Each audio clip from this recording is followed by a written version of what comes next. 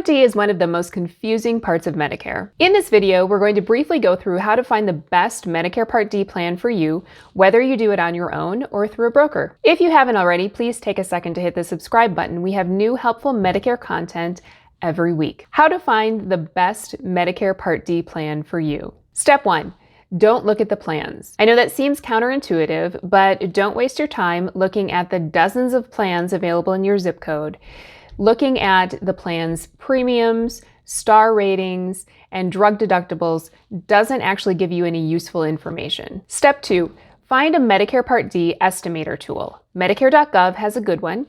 If you are in Illinois, Indiana, or Wisconsin, you can use the Benefit Consultants Midwest estimator tool on our website. I'll add a link in the description to our Instant Quotes page. From there, follow the link to Part D plans. The estimators all work similarly.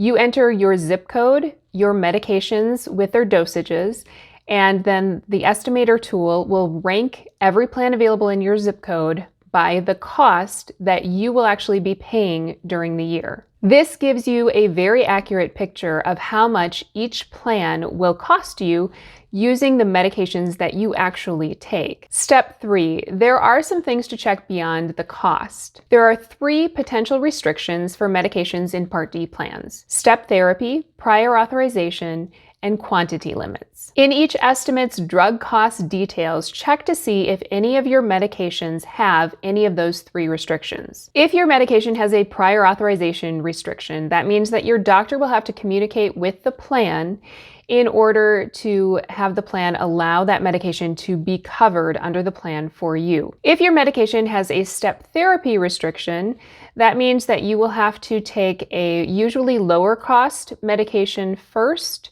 and you will only be able to move up or step up to the medication prescribed by your doctor if you fail on the less expensive medication. The third restriction is quantity limits. This is generally not a big deal for most people. On some medications, plans will have quantity limits of 30 per month or 60 per month or some other amount depending on the plan. Any excess medication above the plan's quantity limits will be solely your responsibility to pay for. If any of your medications have a step therapy or prior authorization restriction, it's worth looking at the next few more expensive plans in the estimator to see if any of those do not have step therapy or prior authorization restrictions.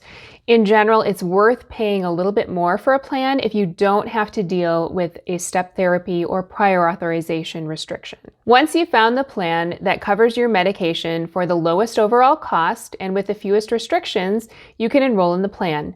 With most estimator tools, you can do this by following the links in the tool itself, or you can enroll through a broker. Something that a lot of people get very worried about with Medicare Part D is the coverage gap or donut hole. First, it's important to note that most people never reach the coverage gap. Also, the financial risk associated with the coverage gap has changed significantly in the past few years. Due to new regulations, the coverage gap is no longer the big financial risk that it used to be. The Part D plans and drug manufacturers are both responsible for part of the cost of your medications should you reach the coverage gap. If you do end up in the coverage gap, the estimator tool will let you know that that is coming and will tell you how much out-of-pocket expense you can expect during your time in the coverage gap. I hope that helps explain the process of finding the best Medicare Part D plan for you.